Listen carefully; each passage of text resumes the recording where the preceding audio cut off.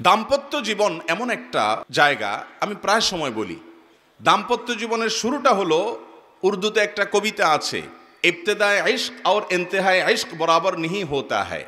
প্রেমের শুরু আর শেষ একরকম হয় না। প্রেমের শুরুতে শুধুমাত্র ফুল দেওয়া নেওয়া হয়, শেষে লাঠিও দেওয়া নেওয়া হয়। ঠিক না বেঠিক? শুরুতে মোহব্বত উতরায়, উন্মাদ হয়ে যায়, মা বাপ চিনে না, নামাজ চিনে না, মুরব্বী চিনে না, সমাজ চিনে না, বন্ধু বান্ধব চিনে না, রাগ সব।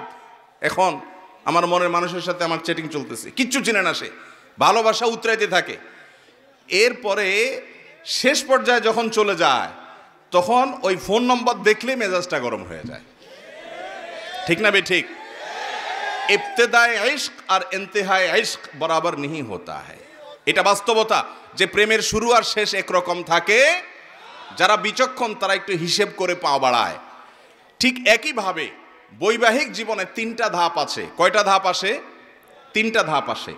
বিবাহের পরপর ভালো হোক আর মন্দ হোক, প্রথম প্রথম নতুন জামাই বউ অনেক মহব্বত আদান প্রদান করে, অনেক ভালোবাসা, অনেক স্বপ্ন, অনেক প্রতিজ্ঞা, অনেক ওয়াদা, অনেক কমিটমেন্ট, অনেক প্রমিস, অনেক ভালোবাসার বিনিময় হয় বিয়ের পরপর। এরপর যখন 1-2 বছর চলে যায়, আল্লাহ তাআলা একটা বাচ্চা দেন। ওই বাচ্চা রাত্রে ডিস্টার্ব করে, মা উঠতে দেরি হয়েছে, বাপে ধমক দেয়। এরপরে আস্তে আস্তে দূরত্ব তৈরি হয়। ওই বাচ্চা আরেকটা বড় হয়, আরেকটু বড় হয়, আরেকটা হয়। এরপরে নানা রকম ঈর্ষণীয় মনোমালিন্য হয়। মায়ের কথা শুনে ছেলে খেপে, অথবা বউ তার শাশুড়ির কথা শুনে খেপে। আস্তে আস্তে আস্তে আস্তে আস্তে টুনটান হতে হতে যখন সংসারটা একটু ভারী হয়, ছেলে মেয়ে হওয়া শুরু করে, 2-3 বছর হয়ে যায়, ও যে ঘোরটা কেটে যায়। সহজ কথা হলো, বিবাহের পরে প্রথম প্রথম যে ঘোরটা থাকে, ওই ঘোরটা কি কেটে যায়। অনেকটা ইয়ের মতো, সফট ড্রিঙ্কসের মতো। সফট ড্রিঙ্কসের বোতল যখন আপনি মুখটা খোলেন, যেই পরিমাণ ঝাঁজ এবং তেজ থাকে, কিছুক্ষণ পরে আস্তে করে সেটা লেভেলে চলে আসে কি আসে না? বিবাহের পর প্রথম যে মহব্বত থাকে, যে বোঝাপড়া থাকে, যে আকর্ষণ থাকে, এটা আস্তে আস্তে কমে। যখন কমে, এরপর আসল রূপটা দেখা যায়। ওই যে মহব্বত উতরাইছিল একটু আগে বা কিছুদিন আগে, সেই মহব্বতের আসল রূপটা ছেলেও দেখতে পায়, মেয়েও দেখতে পায়। শুরু হয় এবার তুমুল আকারে ঝগড়া, ফাসাদ, গন্ডগোল। এটা বাস্তবতা হয়। এরপর বৈবাহিক জীবনের একেবারে শেষের দিকে যখন চলে যায়, তখন আবার ওই প্রথম সময়টা কিন্তু ফিরে আসে। অর্থাৎ বুড়া বুড়ি টোনাটুনির সাথে সম্পর্কটা খুব ভালো থাকে। আপনি আমাদের এই সমাজে জোয়ান জামাই বউ যেরকম মারামারি লেগে থাকে, গন্ডগোল লেগে থাকে, মুরব্বী চাচাদেরকে বুড়া বুড়ি এরকম গন্ডগোল লাগালাগি করে এবং চুলাচুলি করে, এরকম খুব বেশি দেখেন? একেবারেই নাই। ওই মাঝামাঝি পর্যায়ে যা হয় না হয়, শেষের দিকে আবার মহব্বত অনেক হয়। নদীর এ পাড়ে কিছুটা শান্ত, ওই পাড়ে কিছুটা শান্ত, মাঝখানে উত্তাল তরঙ্গ। ওই তরঙ্গ দেখে অনেকে ভুল করে এবং তরি ডুবিয়ে দেয়, আর ওই কুল পর্যন্ত যেতে পারে না। আর যে বিচক্ষণ, সে জানে যে এরকম চড়াই উতরাই হবে দাম্পত্য জীবনে, বোঝাপড়ার গরমিল হবে, গন্ডগোল ফাসাদ হবে, এগুলোর সব ওভারকাম করতে হবে। একটা সময় আমার শান্তি আসবে। বিশেষ করে মা বোনদের একটা সমস্যা হলো যে পরের ঘর করতে গিয়ে নানা রকম ঝামেলা তৈরি হয়। তখন তারা কি করে, না এসব আর করবো না, আমি চলে যাই। এভাবে যে বেশিরভাগ মেয়ে পরবর্তীতে আফসোস করতে হয়। আর এই কারণে দাম্পত্য জীবনের সুখের দ্বিতীয় মন্ত্র হলো সবর এবং শুকর। এই দুইটা অভ্যাসকে নিজের জীবনে আনতে হবে। যাদের মধ্যে সবর নেই, যাদের মধ্যে কৃতজ্ঞতা নেই, এরা কখনো দাম্পত্য জীবনে সুখী হতে পারে? দাম্পত্য জীবনের সুখের অন্যতম মূল মন্ত্র হলো সবর করা। কারণ দুই ফ্যামিলির দুইজন মানুষ একত্রে সংসার করবে, এক ছাদের নিচে থাকবে, জীবন কাটাবে, সব কিছু ব্যাটে বলে কিয়ামত পর্যন্ত কোনো দিনই হবে। আপনি আমি কে? নবী করিম সাল্লাল্লাহু আলাইহি সাল্লামের সাথে, তার স্ত্রীদের সাথে, উম্মুল মুমিনিনদের সাথে ছোটখাটো বিষয় নিয়ে মান অভিমান হয়েছে না হয় নাই? বহুত হয়েছে। এবং সে মান অভিমানটা আমাদের মতো না, তাদের মতো করে হয়েছে। কারণ স্বামী স্ত্রী একসাথে দাম্পত্য জীবনে যখন সময় কাটাবে, তাদের মধ্যে বোঝাপড়ার গরমিল হবে। এই সময়টাতে দরকার হয় সবর করা। মনে রাখবেন, ইবাদতের অনেক বড় একটা পার্ট হলো সবর এবং ধৈর্য। আল্লাহ কোরআনে বলেছেন, ইন্নামা ইউওয়াফাস সাবিরুন আজরাহুম বিগাইরি হিসাব। যাদের পুরস্কার আল্লাহ তাআলা কোনো হিসাব করে দিবেন না, তারা হলো যারা সবরকারী, ধৈর্যকারী তারা। অতএব দাম্পত্য জীবনে ধৈর্য থাকতে হবে। স্বামী অনেক উল্টাপাল্টা করবে, সবর করতে হবে। মনে করতে হবে এর চাইতে অমানুষও পৃথিবীতে আছে। আবার স্ত্রী অনেক উল্টাপাল্টা করবে, সেক্ষেত্রেও সবর করতে হবে, মনে করতে হবে যে এর চাইতে অমানুষ অনেক আছে, এবং নিজেকে সান্ত্বনা দিতে হবে।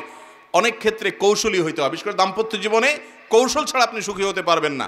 আশরাফ আলী থানভী রহমতুল্লাহ আলাইহি একটা ঘটনা বলেছেন সম্ভবত একবার, যে ওনার কাছে এক ব্যক্তি এসে বলল, হুজুর আমার বাসায় যে মহিলা আছে আমার স্ত্রী, এই ভদ্র মহিলা আমি বাহির থেকে গেলেই কোনো কারণ ছাড়া অযথাই আমার উপরে সে চড়াও হয় এবং খুব বাজে ব্যবহার করতে থাকে। আমি আপনার ওয়াজটা শুনে একটু সবর করার চেষ্টা করি, কিন্তু কত পারা যায়, পারি না। আপনি একটু আমাকে বুঝায় বলেন তো আমি কি করতে পারি। তখন উনি বললেন যে আপনাকে একটা বুদ্ধি শিখাই। বাসায় ঢোকার আগে দরজার সামনে গিয়ে কয়েক সেকেন্ডের জন্য আপনি একটু মাথাটা নত করবেন, করে কল্পনার জগতে ডুব দিবেন। ডুব দিয়ে নিজেকে নিজে বলবেন যে আমি এখন দরজা খোলার সাথে সাথে কথার কথা একটা কুকুর আমার বাসায় আছে, কুকুরটা আসবে, তো কুকুর মানুষ দেখলে ঘেউ ঘেউ করে, এটা করবে। এটা আপনি শুধু মাথায় মনে মনে চিন্তা করবেন। এরপরে খোলার পর মানুষকে কুকুর মনে করে ছোট করা না, মানে এটা জাস্ট একটা ট্রিটমেন্ট, যে আমি মানুষ না, মনে করলাম যে একটা মানুষের বাসায় একটা কুকুর আছে, তো কুকুরটা আমাকে ঘেউ ঘেউ করবে, এটা তোমার মনে করবা। মনে করার পর এরপরে দরজা নক করবা। বউ খোলার পর যদি তোমার সাথে ঘেউ ঘেউ করে, তুমি সাথে সাথে ওই যে তোমার ধ্যান কল্পনার জগতে ডুব দিবা। ডুব দিয়া তোমার স্মৃতিতে আনবা যে একটা কুকুর, আমি রাস্তা দিয়ে যাচ্ছি বা কোথাও গেছে, এখন ঘেউ ঘেউ করতেছে, তো কুকুর ঘেউ ঘেউ করলে আমার সমস্যাটা কি, এটা তুমি মনে করবা। তো স্বামী বাসায় গেছে, যা দরজা খুলছে, দরজা নক করার আগে ওইরকম কল্পনা করছে, স্ত্রী দরজা খুলছে, যথারীতি জামা কাপড় খোলার পর শুরু হয়ে গেছে বিশ্বযুদ্ধ, ঠুসঠুস শুরু হয়ে গেছে। যখন এগুলো শুরু হয়ে গেছে, ভদ্রলোক সাথে সাথে চোখ বন্ধ করে ওই ধ্যান করা শুরু করে দিছে, যে হুজুর বলে দিছে যে আমার তো এরকম একটা পরিস্থিতি আমি কল্পনা করতে হবে। করলো, তো করার পরে লোকটা হেসে দিচ্ছে। বউ চিন্তা করলে ব্যাপার কি, প্রতিদিন হামলা পাল্টা হামলা হয়, গোলা বারুদ এখান থেকে গেলে ওখান থেকেও কিছু আসে, আজকে দেখি এবার একটা মিটমিট করে হাসে, কাহিনী কি? স্ত্রীর তো মেজাজ আরো গরম হয়ে গেছে, সে যত গরম হয় এ দেখে আরো বেশি হাসে। তখন বলল, ধরছে একটু ঠান্ডা হয়ে, স্ত্রী দেখছে না রাগারাগি করতে হচ্ছে না, বলো কাহিনী কি বলো। স্বামী তো বলে না, একটা পর্যায়ে বলে দিছে যে আসলে হুজুর আমাকে এটা শিখাই দিছে, এরপর থেকে আমার কাছে তোমার এসব রাগ ঝাগ বকা ঝকা এগুলো সব আমার কাছে একেবারে পান্তাবাদের পানি মনে হয়, আমার বরং আরো হাসি আসে। এরপর দিন থেকে আর ওই ভদ্রলোক বাড়িতে ঢুকলে বউ বেচারা ঝগড়া করতে গেলেও আবার গলা থেকে ফেরত চলে যায়, কারণ ঝগড়া করলেই তো কল্পনা এসে অন্য কিছু হবে। এ কথা শুধু মহিলাদের জন্য বলছি, মা বোনদের রাগ করার কোনো কারণ নাই। একই কথা পুরুষদের বেলায়ও হতে পারে, অনেক পুরুষ আছে এরকম ছেঁচড়ার মতো গেউ গেউ করে কি করে না, তো তাদের বেলায় যদি মহিলারা এই একই পদ্ধতি অ্যাপ্লাই করেন, ইনশাআল্লাহ অন্তত ওই গেউটা থামানোর জন্য ওষুধের কাজ দিবে। তো খোলাসা কথা হলো, সবর থাকতে হবে। রাগ হলে পাল্টা রাগ দাম্পত্য জীবনে কখনো সুখ আসার কারণ হয় না। দাম্পত্য জীবনে স্বামী হোক আর স্ত্রী হোক, ধৈর্য ধারণ করতে না পারলে কখনো শান্তি পাওয়া যায়, ধৈর্য ধারণ করতে হয়। নবী করিম সাল্লাল্লাহু আলাইহি সাল্লাম জীবনে অনেক ঘটনা ঘটেছে, এর আগে আমি একাধিকবার বিভিন্ন জায়গায় বলেছি। আয়েশা রাদিয়াল্লাহু তাআলা আনহা ঘরে ছিলেন, তিনি, তার নিয়ম ছিল যে স্ত্রীর ঘরে থাকতেন, রান্নাবাড়া তিনি করতেন। অন্য স্ত্রী এক বাটি খাবার দিয়ে একটা কাজের মেয়েকে পাঠাইছেন, খাদ্দামাকে কৃতদাসীকে পাঠিয়েছেন এক বাটি খাবার দিয়ে, তরকারি দিয়ে ধরেন। তো ভালো বুড়া রান্না করেছেন, রসুলের জন্য পাঠাইছেন। আয়েশা রাদিয়াল্লাহু তাআলা আনহা দরজা খুলে দেখলেন যে কাজের মেয়ে তরকারি নিয়ে আসছে আরেক স্ত্রীর ঘর থেকে। তো এই টাইমে যে কোনো মানুষই, যে কোনো মহিলারই মাথা গরম হওয়ার কথা, আমার বাসায় আজকে উনি থাকবে, আমি যা খাওয়াবো, তুমি আবার ওখান থেকে এক বাটি দিয়ে ভালো হওয়ার চেষ্টা করতেছ। উনি বাটিটা ধরে ছুঁড়ে ফেলে দিলেন, বাটির সব তরকারি তো গেছে, বাটিও দুই টুকরা হয়ে গেছে। এই দৃশ্য নবী করিম সাল্লাল্লাহু আলাইহি সাল্লাম দেখার পর উনি বাইরে হয়ে আসলেন, যা উঠান থেকে নিজের হাতে সে ভাঙা বাটিটা নিয়ে আসলেন। আনার পর একই শেপের একই ধরনের আরেকটা বাটি এই ঘরেও ছিল, আসলে তার ঘরে, ওই খালি বাটিটা নিয়ে কাজের মেয়ের হাতে দিয়ে বললেন, এটা নিয়ে ওই বাসায় চলে যাও এবং খবরদার মুখে তালা, এখানে কি ঘটেছে এর কোনো কথা বলা যাবে না, শুধু বাটিটা সেখানে ফেরত দিবা। ওখানে বাটিটা ফেরত দিছে।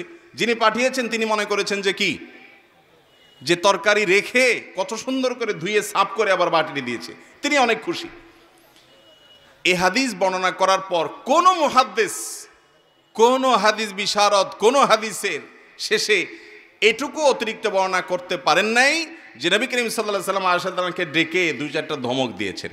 আপনি আমি যদি হইতাম এই জায়গায়, আর কিছু না হোক বোর দিকে তাকায়া অন্তত বিরক্তির সুরে এটুকু তো বলতাম যে এটা কাজ করলা, তুমি বাটিটা ভেঙে ফেললা, তুমি তরকারি না নিতে বাটিটা ভেঙে ফেললা। নবী করিম সাল্লাল্লাহু আলাইহি ওয়াসাল্লাম একটি কথাও বলেছেন বলে কোনো বর্ণনায় পাওয়া যায় না। দাম্পত্য জীবনে শান্তি আসার জন্য স্ত্রীর অনেক কিছুকে হজম করা শিখতে হয় স্বামীর, আবার একইভাবে স্বামীর অনেক কিছুকে হজম করা শিখতে হয় কার? স্ত্রীর।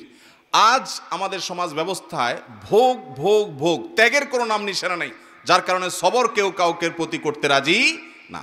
দাম্পত্য জীবনের শান্তির জন্য এই সবর এবং শুকর যা আল্লাহ তাআলা দিয়েছেন সেটার উপরে শুকরিয়া আদায় করার মানসিকতা থাকতে হবে, না হলে কোনোদিনই আপনি শান্তি পাবেন না।